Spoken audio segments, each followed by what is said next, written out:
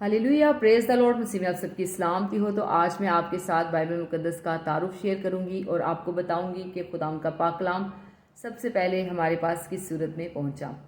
Bible अंग्रेजी जुबान का लफ्ज़ है जो यूनानी लफ्ज़ बिब्लोस या फिर बिब्लिया से लिया गया है, जिसके मायने किताब या फिर किताबों का मजमुआ है। बाइबल मुकद्दस को तकरीबन 40 मुसन्निफीन ने लिखा, जिसमें बादशाह, माहीगीर, तबीब, सरकारी अहकाम, काहिन, किसान और चरवाहे शामिल थे। बाइबल मुकद्दस 66 किताबों का मजमुआ है। बाइबल को 2 बड़े हिस्सों में तकसीम किया गया, पुराना अहदनामा और नया अहदनामा। पुराना अहदनामा एक कौम की कहानी है और नया अहदनामा एक शख्स की कहानी है। कौम एक ज़रिया था जिससे यीशु मसीह दुनिया में आया। तो अगर हम इसके रूट में जाएं तो खुदावंद का कलाम जो है सबसे पहले पत्थरों की लोहों पे लिखा जाता था और खुदा ने मूसा को 10 अहकाम भी पत्थर की लोह पे ही दिए थे। तो उन पत्थरों को जिन पे खुदा का कलाम लिखा जाता था उनको बड़ी हिफाजत के साथ, बड़ी सेफ्टी के साथ संभाला जाता था। और उसके बाद एक दरख्त था जिसे लोग पेपराइस या फिर कुछ लोग पेपरस भी कहते हैं, उसकी शाखों को लेके उसके तनों को कूटा जाता था और उन्हें अच्छी तरह से प्रेस किया जाता था और उस पे खुदा का कलाम लिखा जाता था। और फिर उसके बाद खुदा का कलाम तुमार की शक्ल में हमारे पास आया और फिर तुमार के बाद हमारे पास रिटन फॉर्म में आया, यानी कि कागज़ी सूरत में, जिसे अब हम पढ़ते हैं और जो हमारे पास सबके घरों में अवेलेबल है। तो उस दौर के वक्त में अगर सोचा जाए तो खुदा के कलाम को कितनी हिफाजत से रखा जाता था।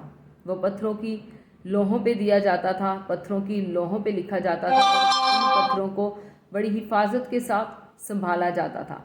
तो आज जब हमारे पास खुदा का कलाम है तो लोग क्या करते हैं कि उस कलाम को ऊपर गांव में अभी अगर कभी जाएं तो वहाँ पे लोगों ने एक अंगीठी बनाई होती है, एक फट्टी लगाई होती है जिसके ऊपर कलाम को ऊंचा रखते हैं बड़ी सेफ्टी के साथ और ऊपर कपड़ा डाल देते हैं और उस कपड़े पे सालों साल मिट्टी पड़ती रहती है, ऊपर जमती रहती है, लेकिन लोग कभी इतनी हिम्मत नहीं करते कि उस कलाम को निकाल के हम पढ़ लें, क्योंकि हमें इजीली मिल गया है खुदा का कलाम, हमें आसानी से मिल गया है। उस दौर में खुदा का कलाम जब मिलता था तो लोग उसको संभाल के रखे थे और ख़तो खताबत से एक दूसरे तक पहुंचता था। तो आज जब हमारे पास खुदा का कलाम अवेलेबल है, हम इसे आसानी से पढ़ सकते हैं, दूसरों के साथ शेयर कर सकते हैं, तो भी हम लोग इतनी तकलीफ़ नहीं करते कि खुदा के कलाम को उठाएं, उसे पढ़ें, उसे समझें, उससे सीखें कि हमारे लिए क्या अच्छा है और हमारे लिए क्या बुरा है। क्योंकि जब खुदा का कलाम पढ़ते हैं तो खुदा का कलाम हमारे अंदर से सारी बदियों को, सारी नाराज़गियों को, सारे गुनाहों को दूर करता है। क्योंकि खुदा के कलाम में लिखा है कि अपने कलाम के मुताबिक मेरी रहनुमाई कर, अपने कलाम में मेरी रहनुमाई कर, ताकि कोई बदी मुझ पे तसल्लत ना पाए। जब हम खुदा का कलाम पढ़ते हैं तो कोई बदी हम पे तसल्लत नहीं पाती, बल्कि फिर खुदा अपने कलाम के मुताबिक हमारी तरबियत करता है और हमारे अंदर से हर तरह की नाराज़गियों को, हर तरह की बदियों को, हर तरह के गुनाहों को वो दूर कर देता है। क्योंकि खुदा का कलाम जो है वो तासीर रखता है, वो असर छोड़ता है और खुदा का कलाम खुदा के इल्हाम से लिखा गया है और इसका मुसन्नफ खुद खुदा है, इसका लिखने वाला खुद खुदा है, जो अपने लोगों पर जाहिर करता था, उनसे बातें करता था कि तुम्हें आगे ये करना है, आगे ये करना है।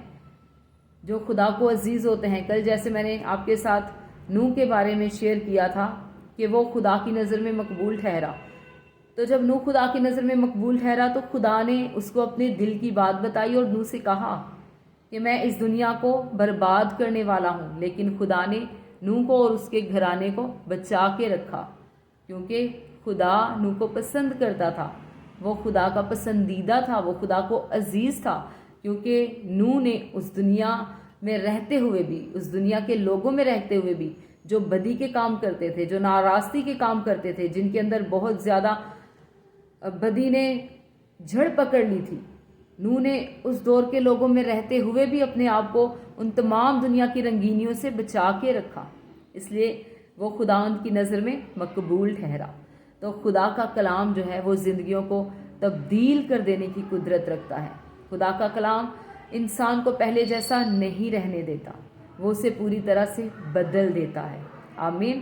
God bless you, praise the Lord. خدا آپ کو برکت دے، ہمیشہ شاد رہیں، آباد رہیں، اور جیسے جیسے خداوند آپ کو توفیق دے، خداوند کی خدمت کے کاموں کو کرتے رہیں۔ آمین۔